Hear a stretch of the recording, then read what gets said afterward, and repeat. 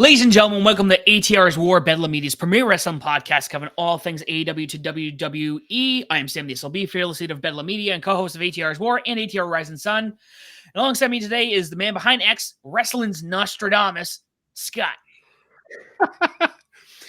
Yes. Another season is upon us. We've welcomed to season 6. Unfortunately, I am no longer Bedlam Media, reigning, defending, undisputed Pick'em's champion any longer. Sad face. That's all right. Sam and I will go to war in July to find out who will be the new Mr. Bedlam in the Bank, because Ethan no longer can have both. He just has the main title. Speaking of the new champion, hold on. He did, yes. I had told him off title and said he needs to have a belt. I got sense of the logo, but yes. Sense of the logo. Hey, we already got copyright from Mania. I can't get I mean, that's true. We can't do that again. Yeah. So here's your new Bedlam champion of the world. Yeah. Round of applause. An actual round of applause. Acknowledge me, bitch. So also joining us is the third man, the Man in Black, our new Bedlam Media champion, and also the main recipient and beneficiary of the Clone Ethan 2026 campaign, my co-host from ATR Rising Sun, Ethan. Yes, it's me. This season went by too quick, by the way. I just wanted to clarify that. It's true. A year flew. It's damn true. But yes, you can follow me on here, ATR, it's a Japan champion. Two-belt Man in Black. And the North American champion, Scott over there. And you can follow me on any wrestling site like PW Media, etc., etc. But let's get down to WrestleMania weekend, baby. Let's get down into it, guys. Before we begin, please make sure you like, share, subscribe, follow us on Facebook, Instagram, YouTube, and TikTok. I've been doing shorts. I've been doing cringeworthy shorts that you guys should watch. Because I know the future generations do not have an attention span. It's true. The future generations do not have an attention span. If I do that several times and drop it as one, we might get more engagement. I love it. WrestleMania 41 weekend has come and gone. What a weekend. A lot of highs, a lot of lows. Well, lows, I mean, I guess it depends on. We got to have a talk. That's where we're at. This is WrestleMania 41 weekend is, guys, we need to talk. It's that girlfriend text. Hey, we need to talk. Scott, that's going to be the name. WrestleMania 41, ... We need to talk. That's the name of this. So, why did I all of a sudden get anxiety? Shit. I know. I'm already uncomfortable thinking about that statement. Every man that is married or is dating someone, yes, are scared right now. We know the text. Overall, before we get into everything, how do we feel? Good, bad, indifferent? I enjoyed the weekend. I thought Stand and Deliver started off real strong for WrestleMania weekend. Night 1 was a slow build, I feel, to the main event. And then night 2 was just bonkers. Yeah, all over the place, but in a good way. Like, I didn't really feel like there was really any super low points in the weekend. There were a few that was kind of like head scratchers, but I wouldn't put them as like terrible. Yes. I survived WrestleMania week. That's true, you did. Another year. And covering everything literally under the sun. Before I get to the WrestleMania part, Bloodsport out of the Collective was really good. I know Sam watched it, so. Also, Joey Janela's Spring Break was kind of a guilty pleasure. That's what she said. That one wasn't too bad. Other than that, the Collective was kind of disappointing this year, but the WWE stuff, Stand Deliver kicked ass. WrestleMania Saturday was a little disappointing, not gonna lie. There's one Ethan Peck on that show, by the way. Yeah. WrestleMania Sunday, I thought night 2 actually kicked night 1's ass. Yeah, I agree. 3 Ethan Pecks on that show. Nice. You could probably know which 3. Yeah. Yeah. Oh no, I'm sorry. There's 4 Ethan Pecks. 4. Very nice on that show, but I really enjoyed it. And then the Raw after Mania kicked ass. Yeah, we'll talk about that too. Yes, it did. I think the best way to sum it up, at least from my perspective, I wish I knew who tweeted this. I saw somebody post this and it just made sense. After the weekend was over, somebody posted, night 1 feels like a pre-show for night 2 this year. I seen that tweet. And I care who tweeted it. I agree with that, honestly. Which, night 1 was pretty good. I enjoyed night 1, but night 2 was just like nonstop. Yeah, that makes a lot of sense. I like how night 1 was 4 hours, and then night 2 was literally like 3:45. Yeah, that was a good breakup. It was. They went later than I think they did last year because I swear, Scott, you and I were out of the building, out of our seats by 10:30. I think so, especially night 2. Well, it's a Sunday, right? Everybody probably got work. We were already expecting the main event to go in for like an hour and a half because we were like, it's gonna be. We don't know what's gonna happen, so there's gonna be shenanigans everywhere. But yeah. So let's start off with stand and deliver. Ethan, you want to run down the results from that night? Give us the Ethan picks and the rating on the card. Okay, so pre-show, we actually had a pre-show match. I was shocked by this. Women's tag team title, number 4 elimination match. Gigi Dolan, Tatum Paxley defeat Corey J. Roxy Perez, Fatal Influence, and Metaphor at 12 minutes and 51 seconds. I'm a little surprised, actually. This was none of us got this right, by the way. I was not expecting Team Gothy bitches to get the win. Or no, sorry, in Sam's words, spooky bitches. Yes, spooky bitches. Main shows with the North American title, Ricky Saints defeat Ethan Page at 12 minutes and 43 seconds. NXT tag title match, the Hanky Tanky Panky Connection. Nice. Sorry. Hank Walker take Legendary Praxium at 13 minutes and 57 seconds. I thought actually this was a shocking upset. The one time I picked the champs to win and they lose. Assholes. They finished their story. Sorry. Vacate Women's North American title ladder match. Soul Roca, who is the Women's Speed Champ, by the way. Yep. Defeat Izzy Dame, Kalani Jordan, Lola Vice, Thea Hale, and Sorry, 14 minutes and 40 seconds.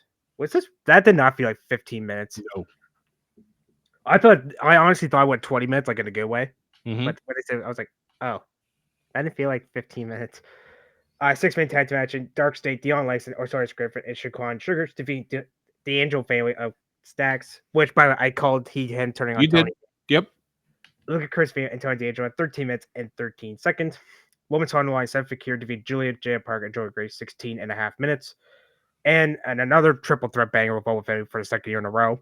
Defeat Javon Evans and Trick on 16 minutes and 58 seconds. So can I give the cage match reigns too? Or no? All right, we're gonna do that. So my reigns, women's tag title no terms match 6 out of 10. North American title match 8 out of 10. Tag title match 8 out of 10. Women's North American title match 8 out of 10. 6-man tag was a 6 out of 10. Sorry. Women's title field match 8 out of 10. And NXT title match was a 9 out of 10. Banger. Cage match had the elimination match at 6.99. That's a weird number, but okay. Men's North American title match was 7.2. Tag title match was 8.64. Women's North American title match was 7.50. 6-man tag match 6.10, so basically the same range as me. Yep. Women's title match 7.76. No, that could go higher. And the NXT title match was a 9.9 rating. Shit. All right. So, an overall show, honestly, I give it an 8 out of 10. Yeah. I wish I had time on Saturday. If I wasn't putting up that damn projector, I would have watched this. But if you skip the entrances and stuff in the field patch, Tim, you can probably get down about about an hour. I already watched it. I already ended up watching it. I just didn't watch it Saturday. This would have really set the mood for the weekend. Yep. Fair. So I don't want to dwell too much on NXT. We can talk about this on a regular episode of the ATR's War, since I keep calling it the summer of NXT. I'm going to stand by that statement. So I had, for one slim second, I thought I had won this. And long story short, all three was tight. All three. So I'd asked Ethan. Oh no. We're gonna add some fun here. And then this is more for Scott. Oh no. Yeah. I knew it was coming. And I asked, and guys, I went through the ties. When you counted all the ties involved, Each of us had one solo win. Mhm. But when you gave everyone who tied a W, ya boy, who didn't watch the product for a long time, was 5. 5 wins from these shows. So I'm going to propose something to you. We're going to, we don't have enough titles here in Oh in ATR. So what I wanted to propose, Scott, that this coming year, and we have to calculate this, the next year, whoever gets the most NXT wins gets the title Governor of NXT. no! Oh my god! I thought he was gonna say under the ring title. ATR, ATR, ATR.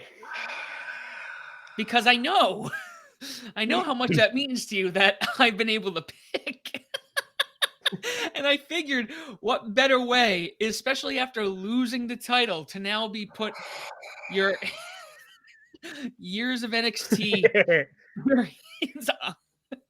and expertise on the line. Taking the glasses off for a second here. If I can be serious for a moment. This is bullshit. We've been doing this since 2020. And every year, you've wiped the floor with me in NXT. And I don't understand it. It pisses me off to no end that I can't get a win over you any year that we've done this. So, sir, you're on. I swear to God, I'm going to study every fiber of NXT. I will call Shawn Michaels himself to get answers if I need to, because I am not losing this year. God damn it. All right.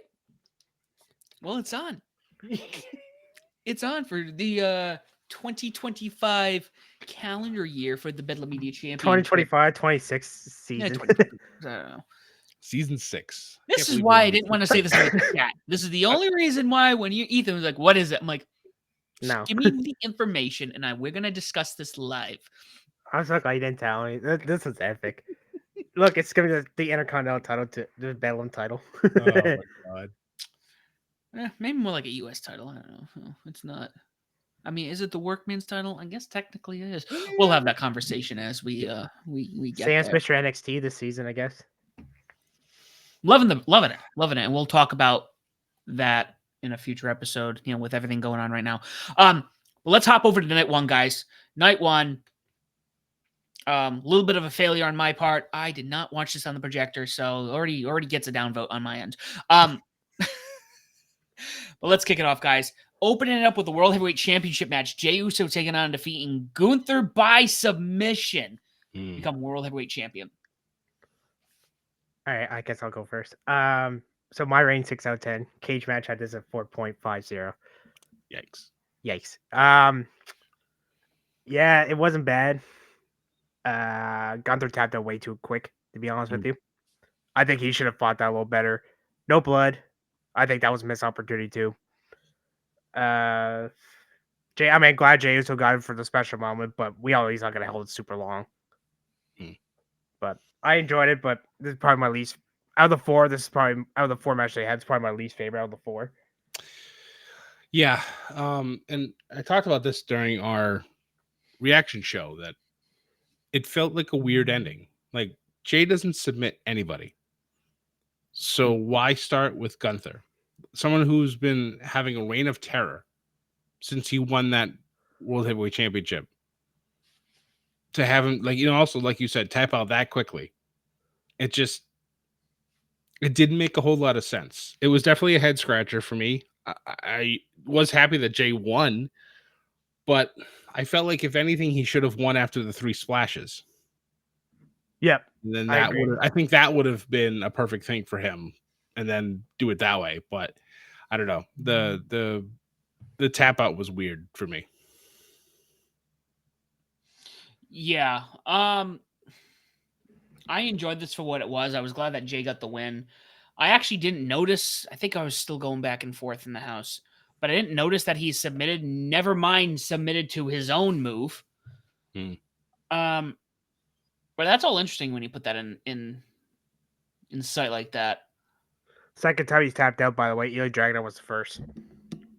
See, Ilya makes sense though. Oh yeah, For submission. Sami Zayn last year would have made sense. For submission, no. It would have made more sense than Jay. I think you could have gotten that. Okay, yeah, more than Jay, yes. But even with him, I nail think it to the would have death. been weird. Yeah. But I get what you're saying with Jay. But we got the W. I'm curious who he'll drop it to. I got some ideas, but I don't know. We can discuss that further down the road. I'll say name Braun Breaker. You beat me to it. Mm. You beat me to it. Hey, remember Jay took the Intercontinental title away from him, so what a good way to get even. Take the world title. Well, we'll talk about Braun a little bit later too. So yes. All right. The next one we're going to talk about, we had the World Tag Match, New Day taking on defeating the War Raiders via pinfall. This was the one where I felt like the ending was a little weird. The way it was, the pin happened, and I don't know, there was something off about it. Plus, I wanted the War Raiders to have their moment. Right. You know? Yeah. With New Day being heel, it kind of made sense for Kofi to hold down the legs so that way he didn't have the momentum to kick out. I did think it was it was underwhelming, I would probably say. I do love what the New Day is doing as heels. I know they lost a lot of momentum from the beginning when they first threw E out. But I think especially Xavier Woods has really come into his own being heel. He's doing such a great job with it. His promos with the whole drop to your knees and and say thank God for the New Day. It's just the way he's delivering his lines and the more aggressive side that he has in the ring. It's working really well for him. I think if something were to happen between him and Kofi and they split, I think Woods would have a very successful heel run as a singles competitor. But now that they're tag champs for the 13th time, it's pretty good. Yeah, my least favorite thing on this show. Rough. 5 out of 10 for me. Cage match 4.49. War Raiders came out as Clash of Clans because Clash of Clans was sponsoring this match. New Day paying homage to Giant Gonzalez. I'm gonna be honest. When Kofi was on the ramp and he was stubborn tall, he looked like Tony Khan with his eyes fucking bolted out. No. And but it's like they kept the camera on them for so long. I'm like, okay, is Big E gonna come out? Right. Nothing. Yeah. That was we talked about that on the pick show that or at least I was expecting Big E to come out. Me and you both thought that, yeah, because that's why I went with the War Raiders. Let the War Raiders win, but nothing. And the crowd didn't care. This went 9 minutes, 12 seconds. Yeah, I couldn't get into this. The crowd didn't really care too much. Yeah, this is my least favorite thing on night one, personally. All right, well, I guess we'll just hop right into match 3 then, guys. Jade Cargill taking on and defeating Naomi. 6 out of 10, and Cage Match gave it a 5.85. I like Naomi's music, by the way. As a metalhead, as me and same with metalheads, I actually liked her theme. Mm-hmm. I get Jay winning, like payback for her attacking her. I feel like Naomi needed a little more. Like that's my only nitpick. But I thought these two great work good together. I like that. There was a spot. I think Jade had her behind her and flipped her into a power bomb or she had her on that fire. You know the move. If you've seen the power bomb. Yeah. Yep. That's what 9:20. I thought it actually went a little longer. But I think these two work good together, and yeah, 6 out of 10 for me. I really enjoy this. Yeah, I watch the post shows because I always like to listen to them talk on the press conferences and have the interviews at desk and whatnot. And they asked Jade if this was the end of it, and she said it was to be continued. So someone who's won their match at Mania, you would think they'd want to be done with it. Right. All right, I'm done. Clean. But she said, I don't know, it goes pretty deep, so we may not be done yet. If that's the case, then bring on Backlash. Then we might have ourselves, a trilogy of matches here. So we'll see. I enjoyed this match actually. I thought it was a great showing by both women. Honestly, I think Naomi looked phenomenal in a loss. Yeah. And she did really well. I do agree that it would have been nice if she would have won, maybe via shenanigans at Mania, but this was also Jade's first singles match at Mania. You want to set the tone, especially with her being gone for so long, and the stuff that she was able to do with Naomi was really, really well done. At least, so I'm glad that she, but I don't think this is over between the two of them just yet. Yeah. There's other things I want to say, but I'll wait until we get to that later on. What do you think, Sam? No, it wasn't bad. It wasn't bad. I it was kind of like, I'm trying to, did I remember much from this match?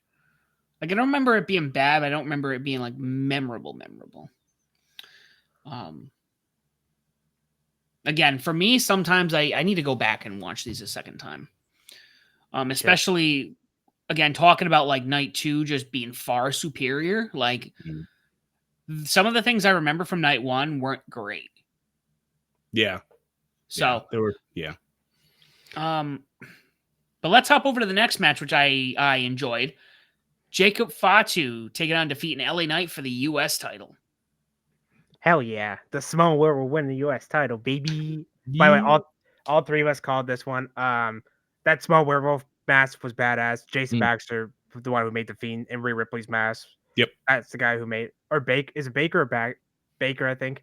I think so. The guy who made the Fiend's mask. So, cage match gave it a 7.11. This match went 10:38. Scott, I think you're the one who called it at 10 minutes.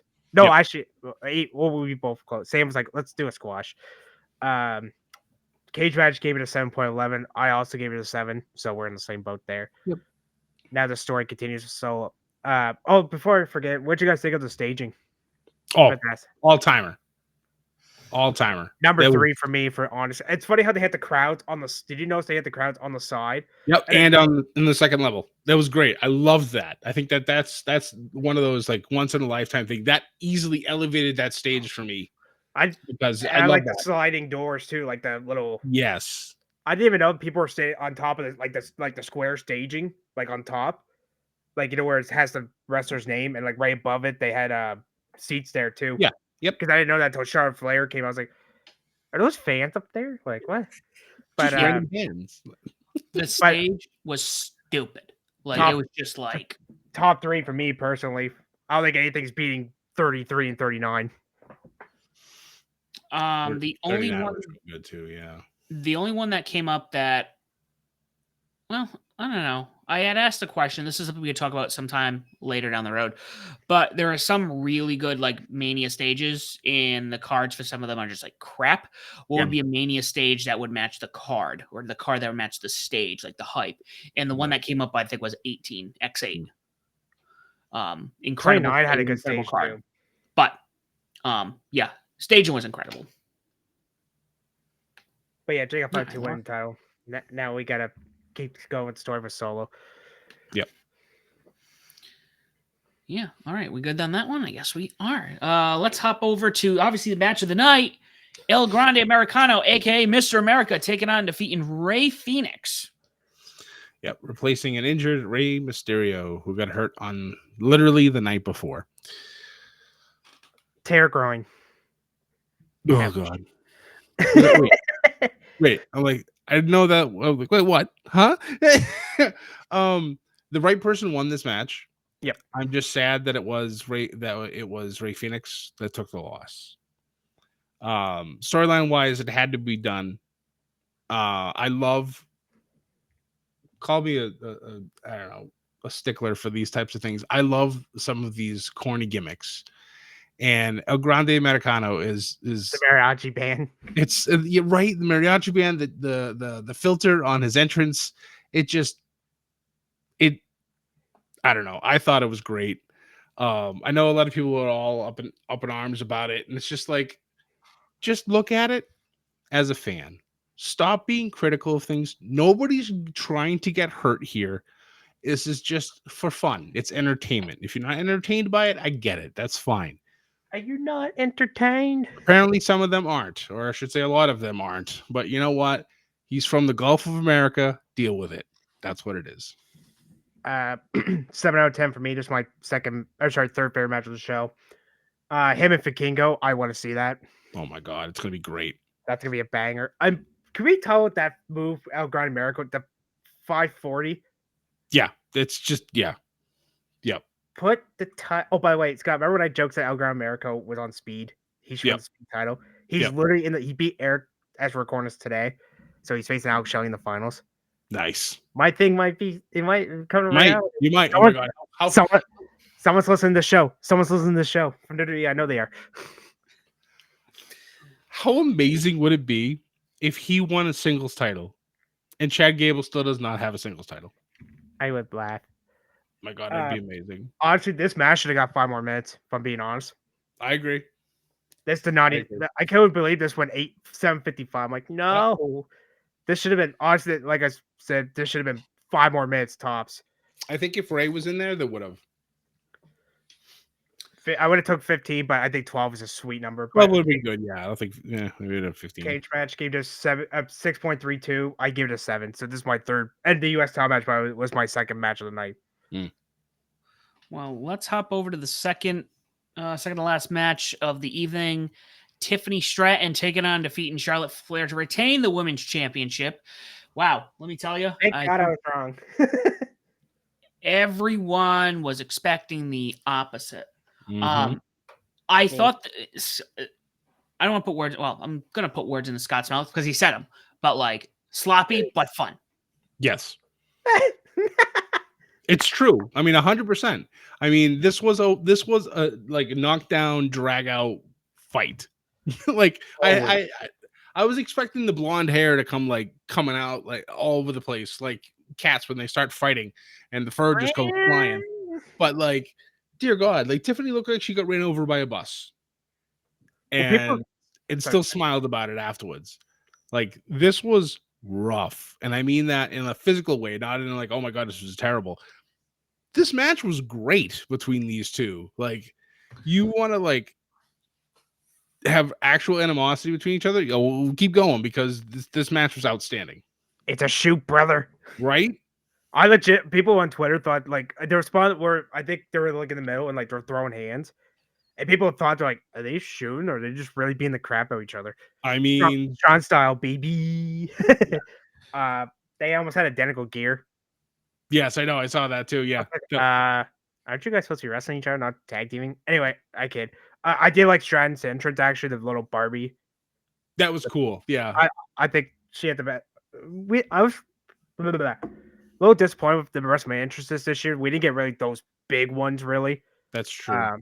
I think because Knight came out in the car. Charlotte came out in the car. Like, okay. Paying homage to Roberto Del Rio. Oh God! Don't say that name. Don't say that name. We'll talk about the AAA stuff later. Like on but 6 out of 10 for me. I mean, I figured this match was getting at least 20-25 minutes. Cage match gets 6.37. But yeah, those two just beating the crap out of each other. I mean, Tiffany I think she had a bruise on top of her head. People thought she lost thought she lost teeth. This was the only match outside of the street fight that actually had color. This was the only match on night one that had color. I know. I thought the World Heavyweight title match because we even said that too. Yep. But I mean, hey, I'm glad this is the only match I got wrong. Well, on this one of them, but this is the one. You ever had that moment? You're like, I'm not confident in my pick, and then yep. Oh, thank God. Yep. This is the match I'm glad I was wrong on. Yeah. But spoiler, Sam and Scott won night one, by the way. Yeah. So. But yeah, I should really enjoy this. Thank God. I mean, the bill was just. Yeah. But yeah, 6 point. I mean, that's a fair rating, but I actually enjoy it. Thank God. But now let's see what Tiffany moves on face. Yep. Yeah, no, this was good. I did see people online, like we talked about, they were like, "Oh, is she actually getting sandbagged there?" And I'm like, I don't know. I don't know.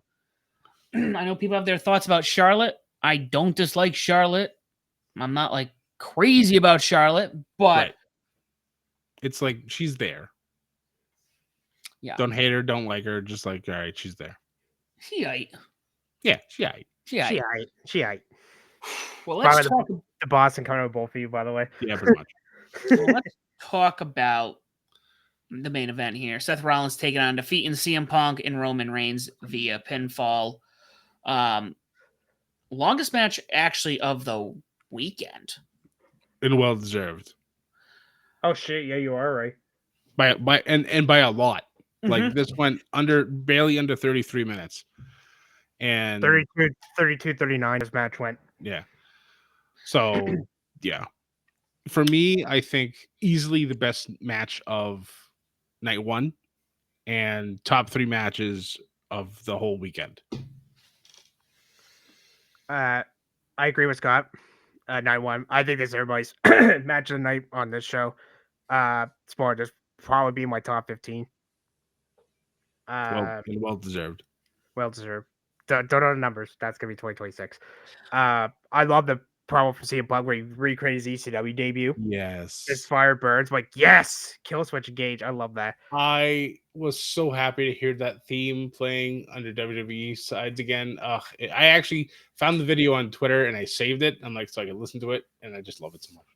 I love the era we're in now because even in the Vince era, even with like OVW Florida Championship, I don't think they ever used footage.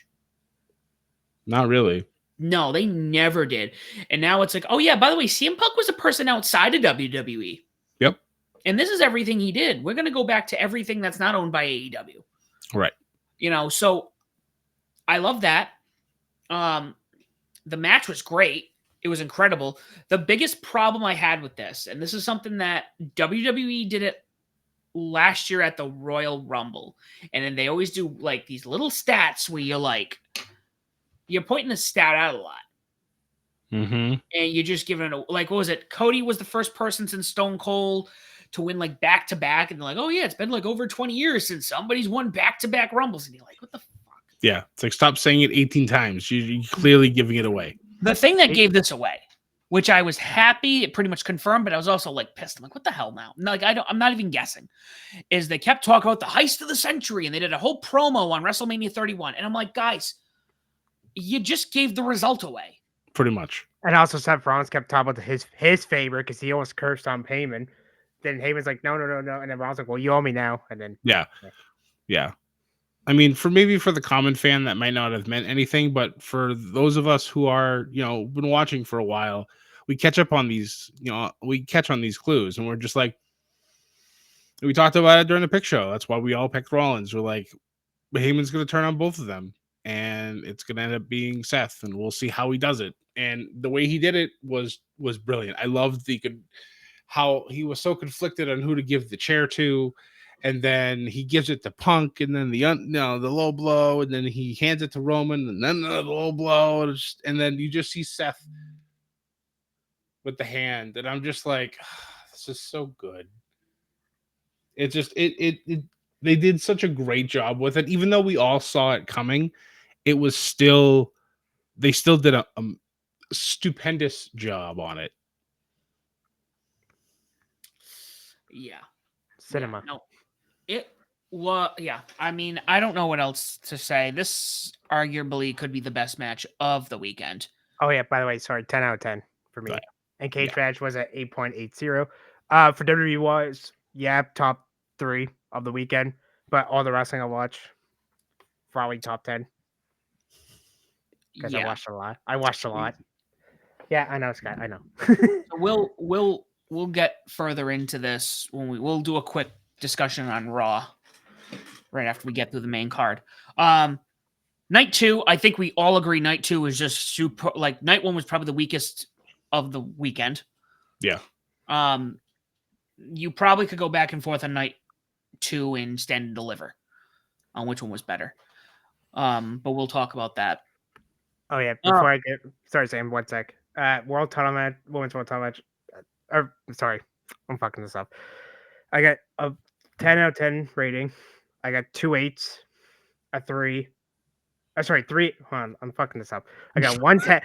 Hold on, let me rewind this. I got 110. You can probably guess which one it is. Yep. I got 3 8s, a 3, a 4 in the WWE title match. I'm not gonna say till we talk about it. Fair enough. All right, go ahead, All right. Sam. Sorry, buddy. Let's get right into night number 2. This match, I think, overall, I just could tell that we were in for a better night. Io Sky taking on and retaining the Women's World Championship against Bianca Belair and Rhea Ripley. Yep. Damn. Banger. Yep. After banger. After banger. After banger. Thank God. I like Rhea Ripley, but thank God she didn't win the Women's World title. She doesn't need it anymore. Nope, she really don't. Not right now. I'm yeah. very, very happy that Io won. And plus, Bianca is a SmackDown, technically a SmackDown. But I like how her stepdaughter was in that entrance. Yeah, I thought that was cool. actually pretty. That was cool. Yeah. Thank God Io retained. I mean, when she went, it's got like a month ago. Yeah. 2 months ago, something like that now. Yeah. Excellent match, 14 minutes, 26 seconds. 9.115 from cage match. You could probably guess what mine is. This is the 10. Yep. This might be a hot take, but I actually like this triple threat match better than the men's. That's why I said this was a top 3 match because of the weekend. Because this match was my favorite match of the whole weekend. I love love this match so much. I love the ending where Bianca hit who she hit was hit Rhea with the whip and then decoded and she pinned her. Yep. Poor Io, she's got a because when she hit the moves, it looked like she almost hit Rhea's boot. I was like, please don't have a broken face. Great God. But, really fun. This did not feel like 14 minutes. This was really no. Really fun. Yeah, this was fast. Yeah. Speed. Sorry. But we'll talk about Io on Raw because spoiler, she faces another champion. Yep. But this is great. So, next we had Drew McIntyre taking on defeating Damian Priest in a Sin City street fight. If this wasn't a street fight, I would have cared zero about this match. Yep. Street fights always make things a little bit more fun because obviously there's violence. And there was also color in this match. Not much, just a little bit on the back, but there was color in this match. Who was playing? What's it? Well, it was Damien. Damien's back. Oh, okay. I must have missed that. The double table. What a bump, by the way. Right. I'm glad that Drew won. It's nice to get, him to get over a little bit. And we'll see what he does next. But the match was I don't know, I'd probably give it a 6, 7. This is actually an Ethan pick, 8 out of 10. Nice. 13.50. Honestly, I'm gonna bounce what Scott just said, but if this was just a normal match, this would be a lot lower. But by the way, Kerry King on Slayer, fuck yeah. Well, that's true. I felt bad for Priest because he kept going like this to him, and Kerry King's just like fucking guitaring. I'm like, oh, poor Priest. I'm like, he's not gonna respond to you, bro. I'm like, he's just going to town right now. When you try to get the girl's attention, hey. Yeah. No. But this was really fun. Like I said, the bump where Priest went for the 2 tables. Yeah. Thank God he went like that because I was like, uh-oh. Yeah, that could have been bad. By the way, I like the announce table, the curve announce tables, by the way. I think they should keep that permanently. But really enjoyable match, 8 out of 10. Yeah, no, this was a lot of fun. The curve tables, do them only during like the big 5 or pay-per-views. Yeah. Excuse me. What'd you think, Sam? Like I said, this was incredible. This was fun. Oh, sorry. That's incredible. Like Scott said, I could, especially with how Drew has been for the past like couple of years at this point. It's just this is Drew at his finest. Yep. And like also like Scott said, Drew needs a lot more, honestly. Yeah. Mm-hmm. He's had a rough year. let him get another win at Mania. So let's hop over to the next match. Dominic Mysterio taking on defeating Braun Breaker, Finn Balor, and Penta to become the new IC champion. SpongeBob Finn Balor. No. Oh, come on. He was all in yellow. He was a banana. Damn. See, that was better. Well played, Scott. By the way, I called it. I called Dominic Finn Balor with the frog splash. Yep. It makes sense. I mean, honestly, and I love the fact that as Dominic's celebrating going up the ramp, and then all of a sudden doing a 180, running back to the ring and going up on the second rope. Like he realized that was one of those once in a lifetime opportunities to celebrate, and the crowd completely flipped on him. They went from booing the hell out of him to like absolutely losing their mind for him in the positive way, and I loved it. I'm very happy. Dominic has been one of my favorite people to watch develop at such a young age and just completely come into his own over the last couple of years. And he is just like, steal this from Jacob Fatu. He is all gas, no brakes, and he's just going. And it's just so much fun to watch happen. I felt bad for him because he tried to take the mask off and then it wouldn't come off. He got stuck. Yeah. But it's funny because he kind of talked about that on one of the post shows, like how the mask was fighting him, going, "No, Lucha, you must keep tradition." And he's like, "No, I have to take it off because screw this." And no, it was he had an explanation for it. So I'm like, "All right, I see what you're doing. You're trying to save it." But yeah, it's just I'm very happy for him, and I hope that he has a decently long title reign, but I think we all know what's eventually coming down the road. Yep. But yeah, By the way, I love this. This for me was probably my third favorite match, just for like storyline purposes. 8 out of 10 for me. By the way, second one. I mean, Carlio taking that spear for the table. That was cool. That was Dominic makes history. By the way, being the third father and son.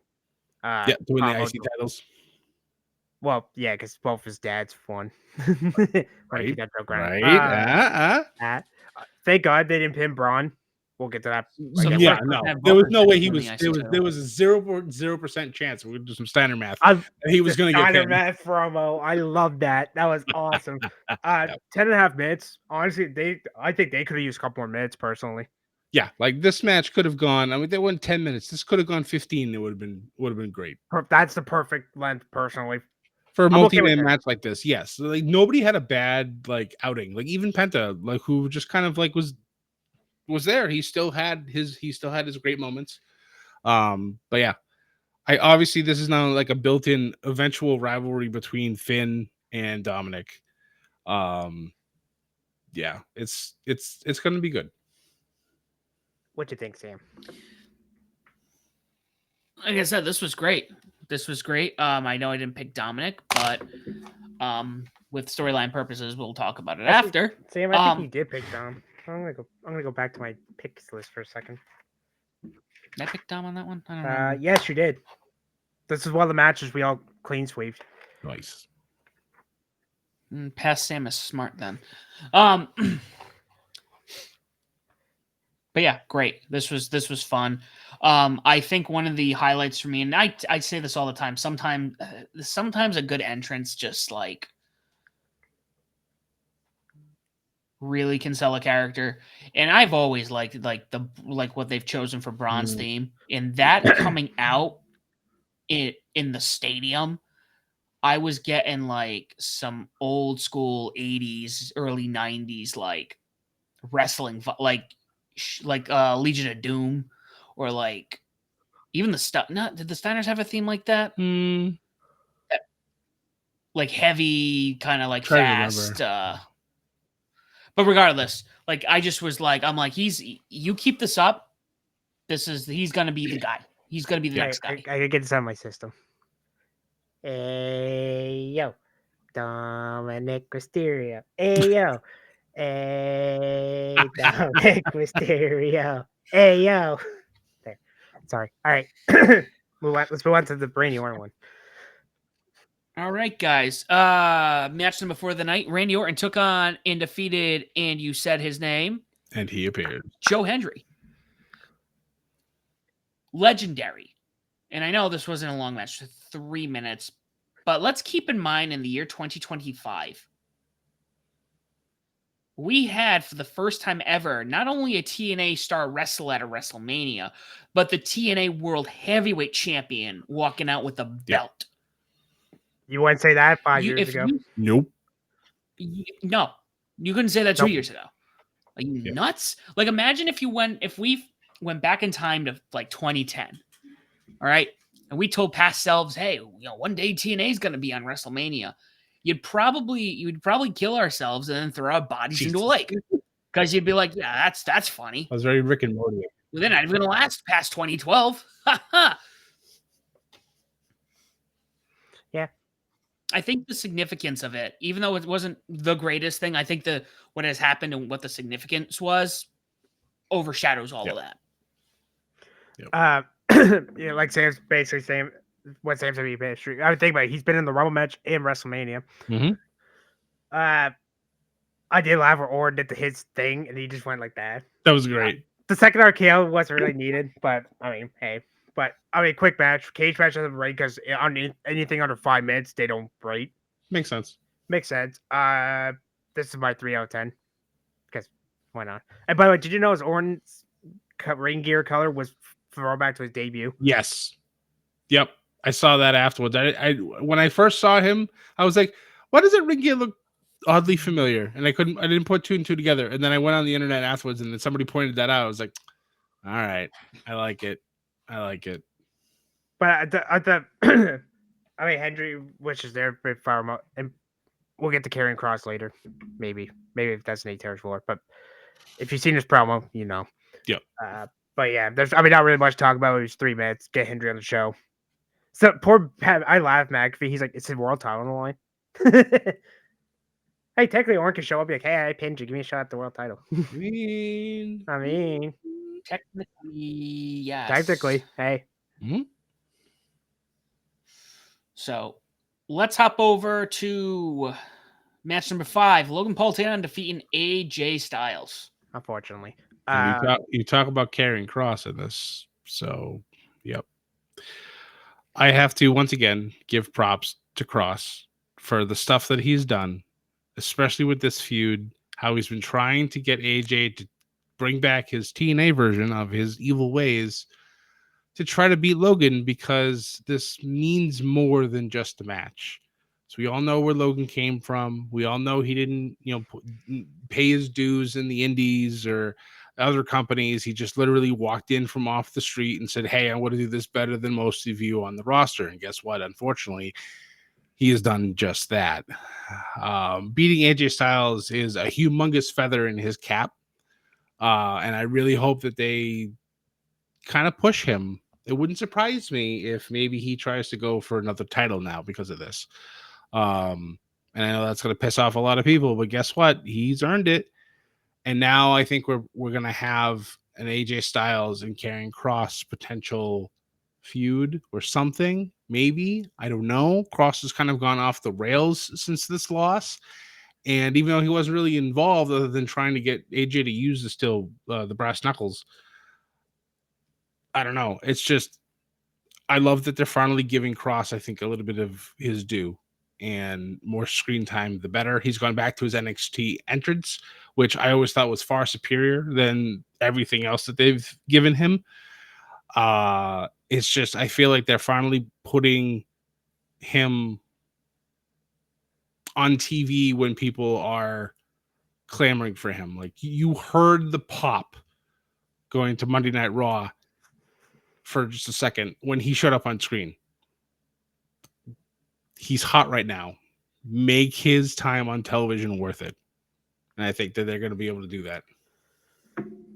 The promo he cut on that post show with Sam and Megan Morant. I'm not going to, because I forgot to write it down, but if you've seen the video, you know what I'm talking about. And it's funny because after that clip, like where he went up, by the way, I love when he went back to Killer Cross. Yes. And you know, it's funny how Scar put her hand on her. People were like, I think she's trying to tell him, don't make me homeless. There was like legit like concern on her face when he started like going off. And I'm just like, oh, this is not. This is a shoot, brother. Yeah. I'm like, wait a minute.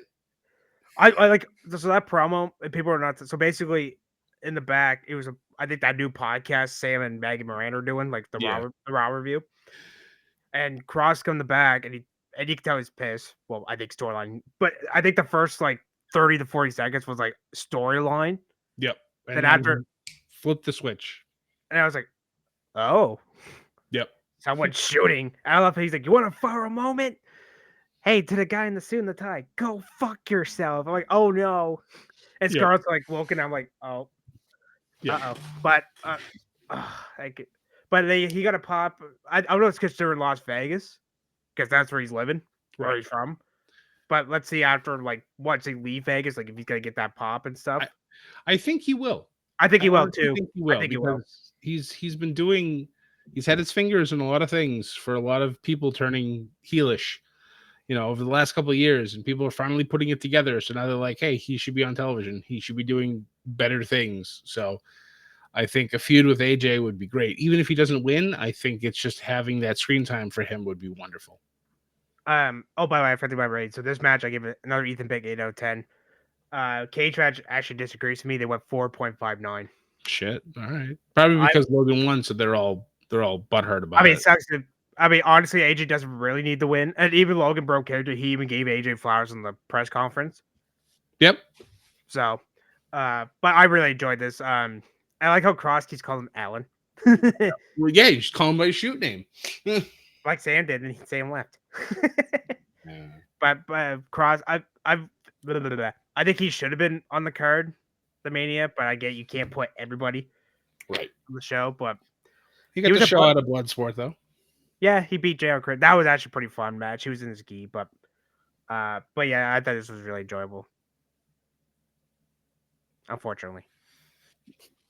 Yeah, no, this was fun. This was very, kind of what I expected. So, all right, let's hop over to the other surprise of the evening. Lyra Valkyria and Becky Lynch making her return, taking on and defeating Liv Morgan and Raquel Rodriguez to win the women's tag team titles. Yep. This was kind of the free spot in the bingo card. As soon as Bayley was taken out, I was like, they're like, you have 24 hours to find a new partner. Okay, where's Becky Lynch? Everybody thought, yeah. But we couldn't change our picks because we already recorded. Right. So. I mean, before we were like, oh no, Liv and Raquel are going to retain because, they're going to go against some, a makeshift team. But no, Bayley gets taken out. I feel bad for her because I do too. But if this is done correctly, and again, we'll talk about this in a few minutes, this could be really big. But for Bayley, but we'll kind of go. I'll skirt around that for now. Yeah. But this match was fine. Like we all knew the Irish Lasses were going to get the win as soon as, even before Becky came out, we knew. And then it happened. So I was like, all right. Yeah, this was fine. 5 out of 10 for me. I think the tag team matches personally, I think they should have put the TLC match, but I get you got to promote SmackDown. You got it. It's the SmackDown after Mania. You got to have a big match on the card. I get that's probably main event SmackDown, honestly. Like, so you better be. If not, I wouldn't mind opening, but one of those two spots I'm okay with. But yeah, other than that, don't put it in the middle. Anyway, we're getting off track here. Yeah, the crowd didn't really care for this match too much. Like they pop Becky come back. Then that was it. This went 8:38. This 5.8 rating from Cage Match. But we, like Scott, this was basically a free on the bingo card. Yep. Even though we all got it wrong beforehand, but yeah, and we'll talk about Raw because spoiler, Judgment Day won again. Right. Which was kind of pointless, but whatever. Well, it wasn't. There was a reason for it, and we'll get into that in a little bit too. What do you think, Senior Sam? Yeah, no, this was all right. I mean, I thought Becky coming back was fun. Kind of going off of what Scott said, especially when we talk about Raw. The match was, I mean, at least from my perspective, I'm like, okay, Liv and Raquel lost the titles. But looking at what happened on Raw, this match went up a little bit, knowing what's about to take place. So yeah, it wasn't bad. It was all right. But not my favorite. It might be one of the weaker matches that's probably on the card. Yeah. Or at least for like night 2. Well, this one I know is going to be divisive. All right, we're gonna have some chats here. Mom and Dad are gonna sit down and talk. This is one I'm not mad I got wrong. I know for a fact I got this one wrong. Scott's the only one who got this one right. Yeah. I'm not mad either, John by the way, Cena with this one either. John Cena taking on and defeating Cody Rhodes become the undisputed and record-holding 17-time WWE World Champion. All right. The Okay, Scott. Unseen 17. An epic entrance for our announcement for Monday Night Raw. I thought that was perfect, and it was just so good. I said this to everybody who would listen to me. If Cena did not win, what the hell was the point of the heel turn and Elimination Chamber? Where does Cena go from here if he loses that match on night 2? For me, this was even more of an easy pick on the the middle square on the big old card, because it's just like he has to win. It's just a matter of how he's going to win, and how he won was exactly as I had hoped. It was the most bare minimum bullshit that it was supposed to happen, because what did Cena tell us? We were gonna get nothing, and guess what he gave us? Nothing. He worked at 3/4 speed, at least it seemed like to me. The Travis Scott thing honestly shouldn't have happened, but it makes sense because of what happened in Elimination Chamber. So Cody gets a little bit of revenge, but it costs him in the end. The ref bump, as soon as the ref bump happened, Sam and I were like, all right, here we go. There's the shenanigans. It's going to happen. And then when nothing really happened, I thought about it afterwards. And I'm like, you son of a bitch. You got me.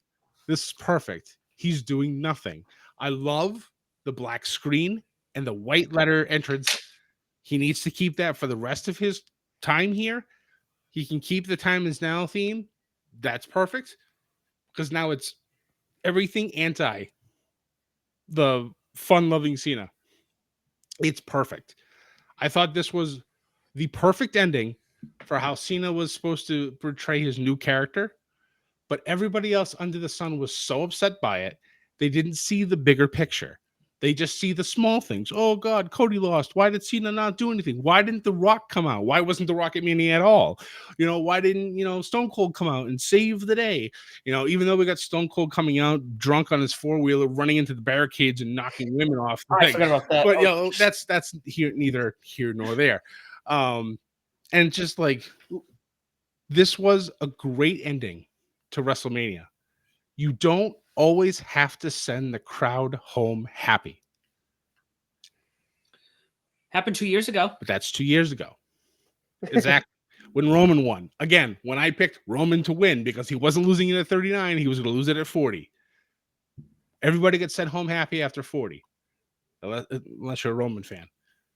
But there's more that's happening. Sam said it on our shorts. Let him cook. This is the beginning of the end for John Cena, but we still have 8 months. Now this, if anything, as long as he continues to be a heel and runs the rest of the table, this makes the Saturday night's main event at the end of December in Massachusetts the most important show for anybody John Cena fan wise. So I'm going to try my damnedest to go to that show because I need to see this ending at some point. I feel like this might be his last match ever.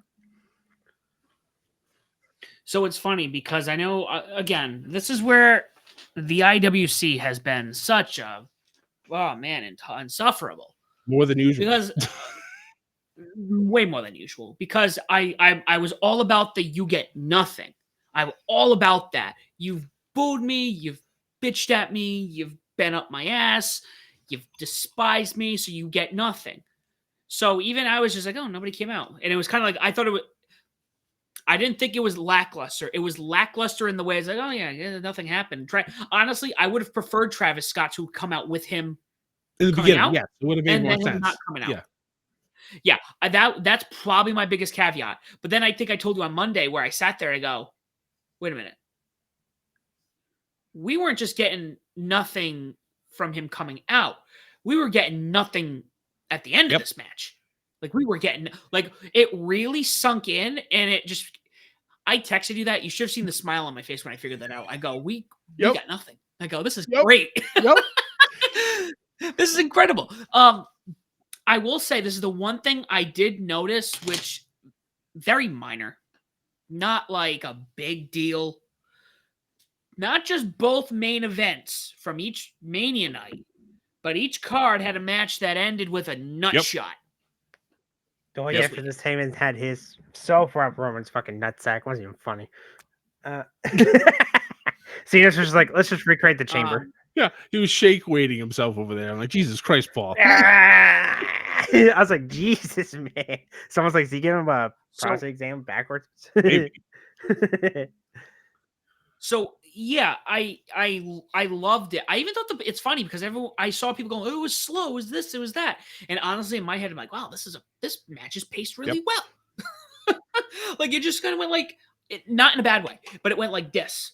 Like it was just like, all right, all right, cool. I go, this is paced well. It feels like it moved and it flowed, but it didn't do like this the whole time.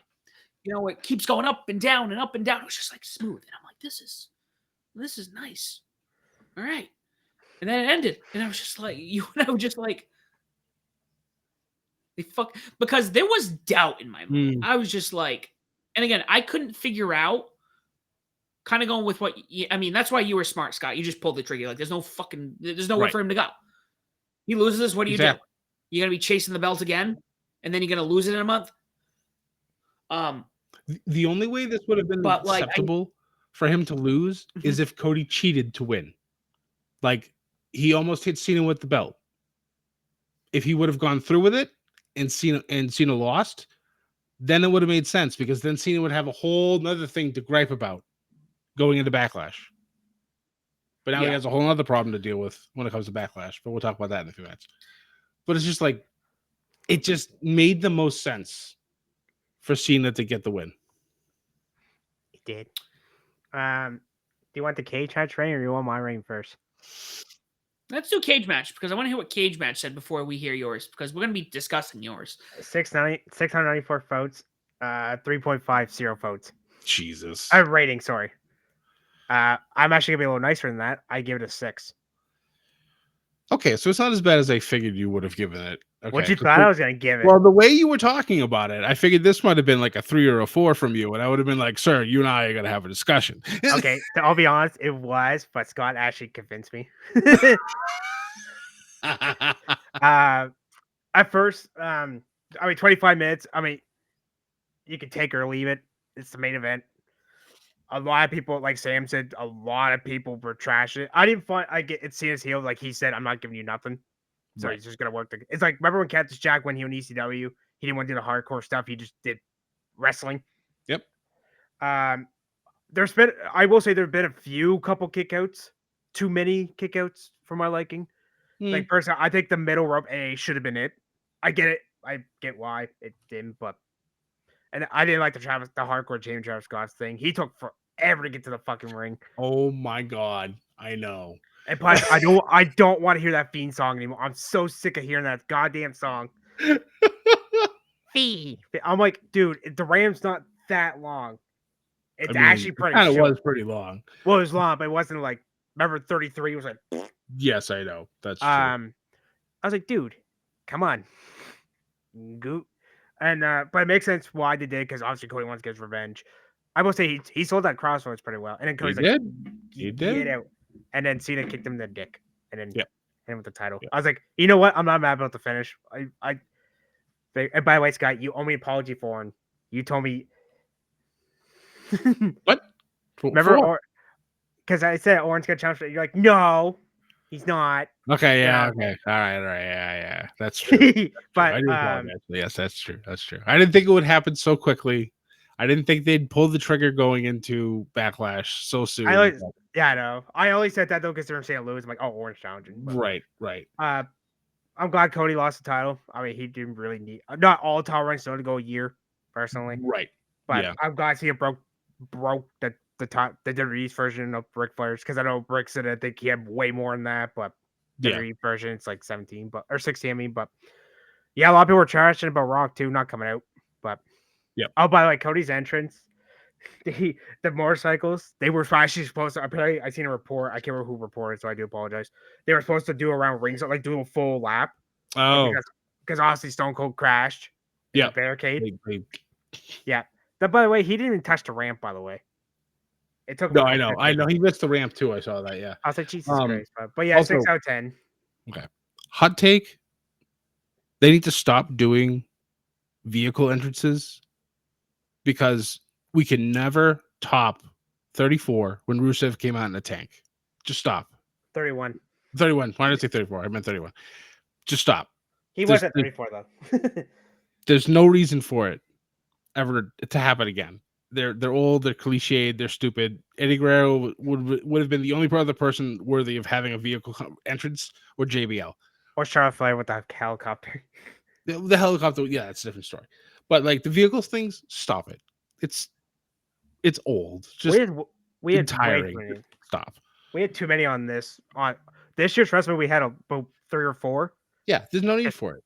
Charlotte, would've been fine. LNA. But it's too much. Let's just stop. Stop. Too much product placement. There's already enough in the ring as it is.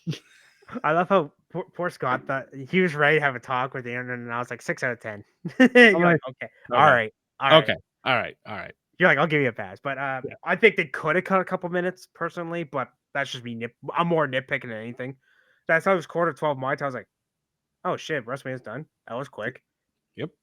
Holy shit. But I'm glad to be wrong twice now. By the way, I was glad to be wrong. So, but yeah. Yeah. And I think we all got a Yeah, point so, for night 2. We all, for the third time in ATR history, we tied. Yep. Because we tied Full Gear, Stay and Deliver, and night 2. Yep. Because Scott, it was funny. So the Randy match was like Scott had Ausbach winning and the mystery person. Yep. And he got both of them wrong. And I still ended up getting a point. That's true. Did we run over the overall score for us? Yeah, Well, oh sorry, night 2, I give it a 8 out of 10. And then I have to go back up. Hold on one sec. I think if I remember, I think you had 19. Yep, I had 19. You I have 14. And Sam It's had Sam. 12. So for the first time in a long time, Scott, that I actually didn't know 1 point lead. This was a 5-point lead. Yep. So no, wait, no. I got censored because I don't want to get kicked out. Goldie. If you have a printer, print out the Bedlam logo or the HR's War logo, stick it on the front, and then you can have a play title. I was going to. I didn't have time. That's fine. But yes, Goldie is home to me again. Goldie, oh God! For the second, hey, I almost wore his shirt today too. Brad, but no co-holding, no tie breaking. I finished my story. You did. Congratulations on being the second 2-time Bedlam Media pick. Two-time. I thank you. Thank you. Watch, I'm gonna be pissed if we get a notification. It's gonna be like, hey, I censored it. No, it'll be fine. I don't know where Sam went. I think he's upset that he finished last.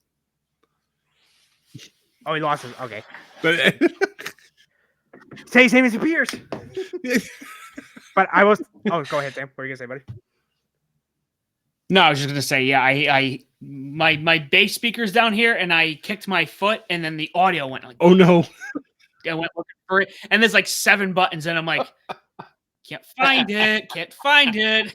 It was a panic moment. All right, now we'll talk about. I mean, season 5. Honestly, I actually couldn't believe that went by super quick. It did. Like, oh shit! And now we go season 6 with Rebellion. Yep. Which is holy fuck. It's this weekend, guys. We get right into it. I know last year I think we had like a month. Yep. We had a week. If we didn't have Rebellion, yes, it would have been a month again. Correct. Yeah, because the next one after this is Double or Nothing. And Battleground. Yep. So double show for that. So, and then now we so we'll talk. Let's talk a little bit of Raw before we sign off.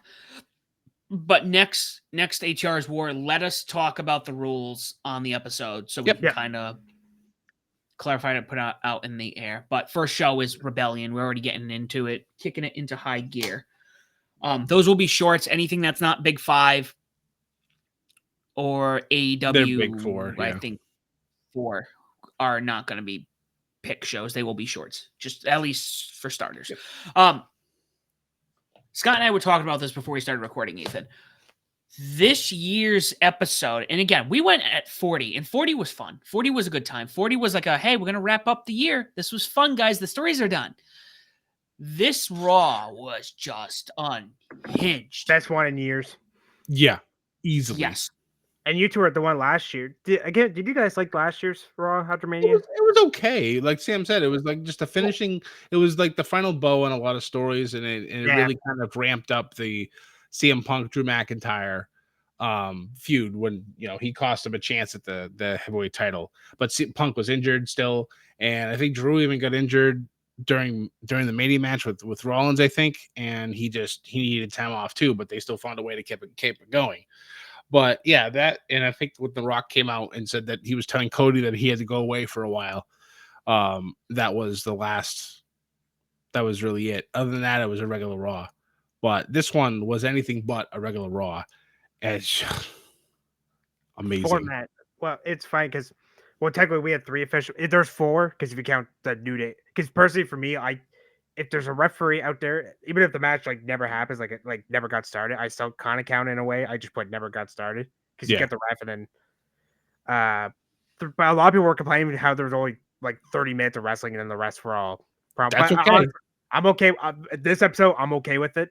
Most of the time, I'd be like, okay, maybe you should add 1 or 2, but after Mania, I'm okay with it. Only having 3 official, but Scott, you finally get to have Rusev back on TV. His return was perfect. The new music is great. The graphics they have for him are amazing. He looks phenomenal, and he absolutely destroyed Alpha Academy.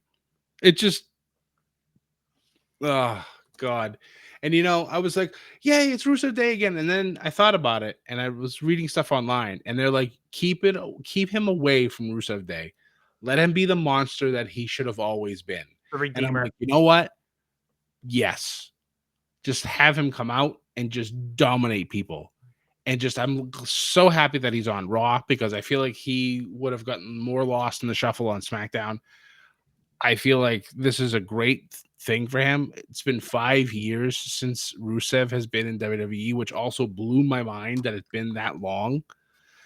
And he's back. He looks phenomenal. His wife actually just signed a Legends contract. I'm like, wait a minute. Wait a minute, but whatever. The fun thing also, going back to Mania for just a split second, those of you who bought the Bloodline edition of 2K25 for WWE, there's a special caveat for people who bought the most expensive version. You get the arena from 41, you get a Persona card for the main event of both Night 1 and Night 2, and a new playable character that they haven't mentioned. So people have been trying to figure out who that might be. A lot of people think it might be El Grande Americano. It could be Joe Hendry. It could be Rusev. It could be whoever's debuting on SmackDown, which I think we all think is Aleister Black. But there's a lot of fun stuff that's happening, and just Raw itself, man.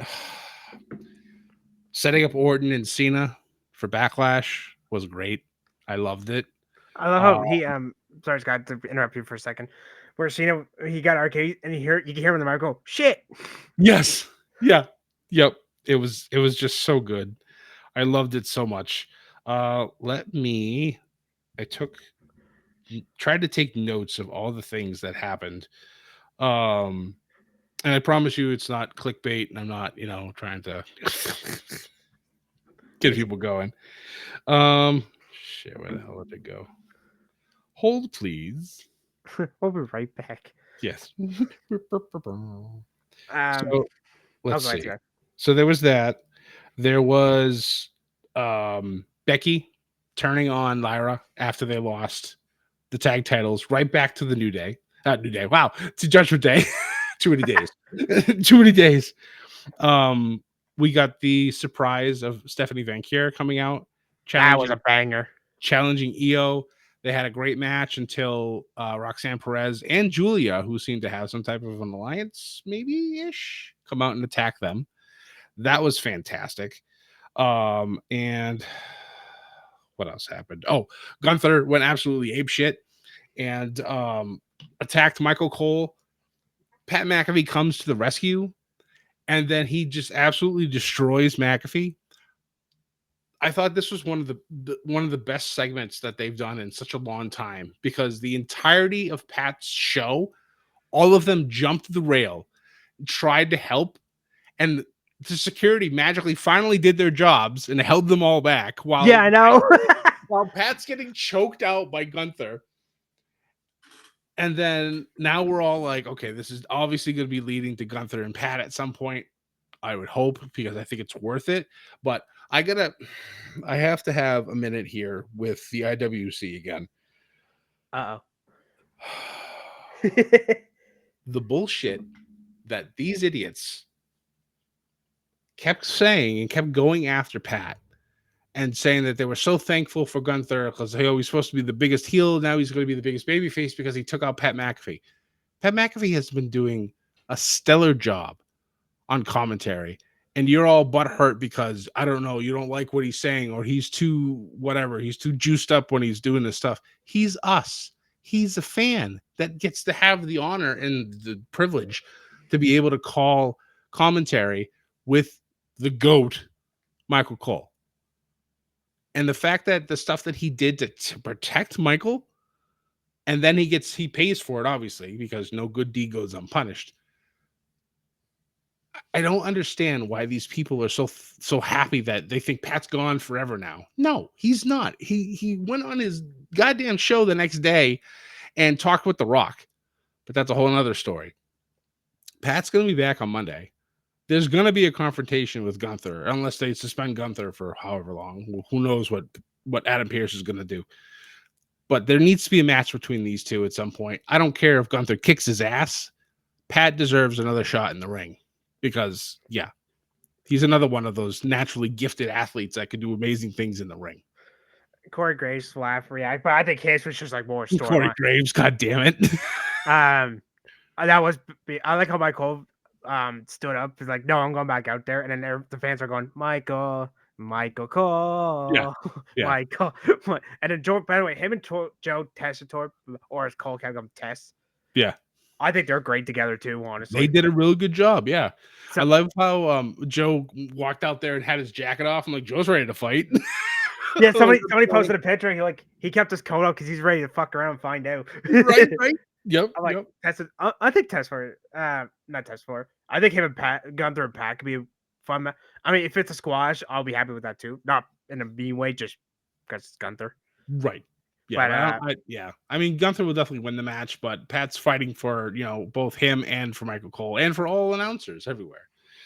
Like, they need to be, like Michael said, they need to be able to have opinions. I mean, they're supposed to be unbiased, yes, but they're still going to have opinions. And they need to be in a safe work environment. Speaking of commentary, I'm gonna go back to Mania for a second. Wade Barrett's called the Cena.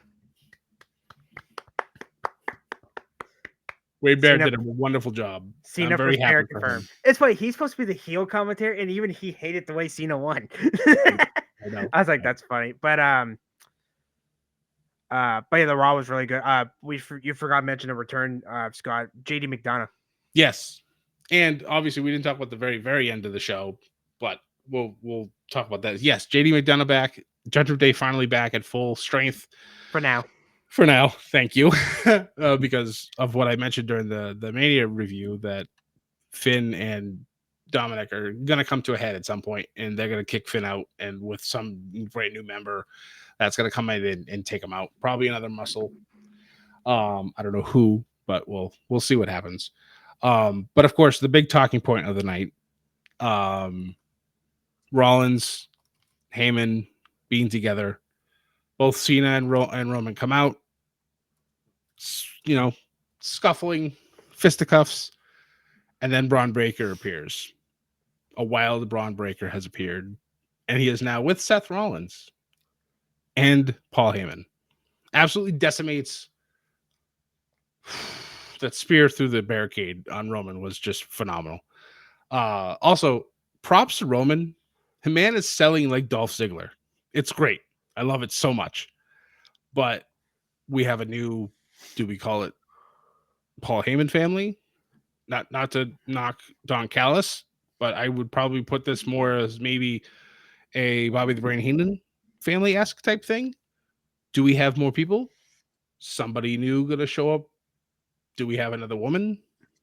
Maybe somebody like, I don't know, maybe Becky, or maybe a pissed off Bailey for not being on the show. Maybe Bailey goes after Becky. I don't know. Maybe Becky's the one who attacked her. We don't know. There's still many things to talk about. But the fact that we now Becky would have, make sense. I think they called this. What did they end up calling this? Shoot, I forgot off the top of my head. But this was a 2.0 of another faction that WWE had. Dangerous Alliance. I heard. Yeah, I was gonna say the Dangerous you. Alliance. His old Yeah, from yeah, WCW. I had said that in a tweet during the show, but somebody else had called this. I don't think it was the Shield 2.0, but there was something else. Evolution.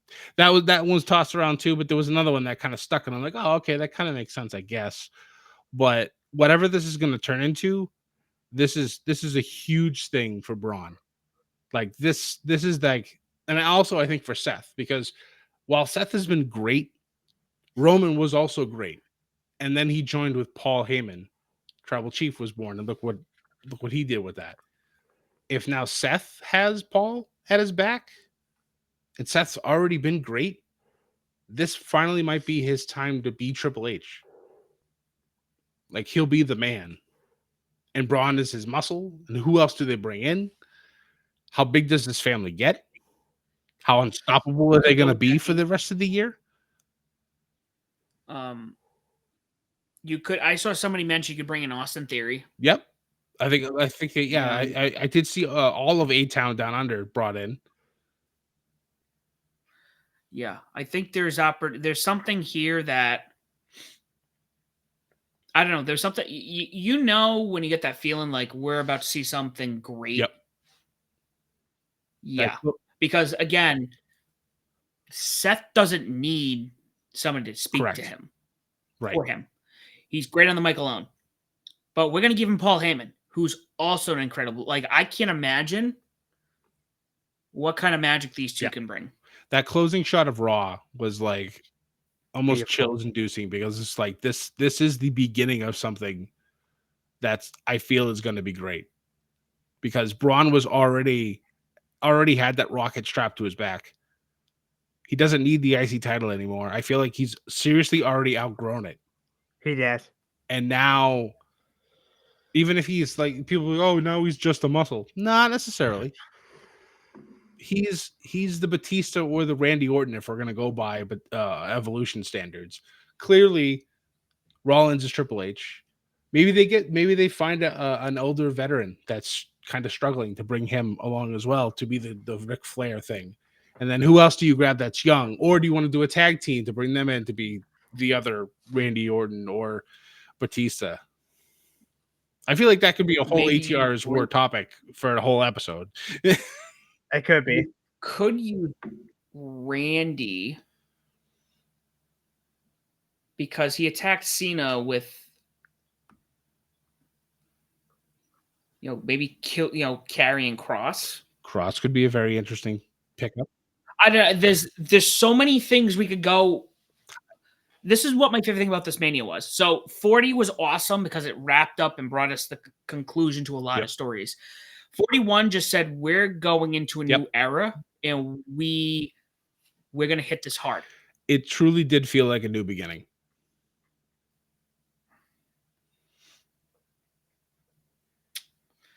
Yeah, I agree. All right, really guys. enjoyable, Raw. Well, we can. We still have SmackDown, but even when we drop this, SmackDown hasn't happened, and who knows what's going to happen on SmackDown. We'll hear from probably Cody and all the fallout from all of that. And we will talk about all that in a future ATR's War episode. We will not have one this coming Monday. I think we're trying to, if we record again, I think we'd be burnt out, and we're trying not to do that right now. But take this as your ATR's War episode for the week. We will be back in a couple of weeks, which will be May by that point. But, Scott, before we go, tell everyone where they can find Pretty you. much find me everywhere as Scotty J Stream. I handle all of the North American wrestling on our X account, which is still above the ring. Also, I think I've secured my next person to go on the Above the Ring Catch a View series that I have. So stay tuned for that. If I can get that hammered down early next month, that'll be coming out soon. And this one I think will be another good conversation piece with another friend of mine who's a big wrestling fan. So stay tuned. And Ethan, where can people find you at? Everywhere. That's right. Twitter as wrestling_fan_9. The ATR's Twitter for Japan side. And you can follow me at Turnbuckle Times, pwmedia.com, bodyslam.net, all that. And I review everything under the sun. And guys, you can find me as the SOB official. You can find me as the Bedlam Media X account at media_bedlam.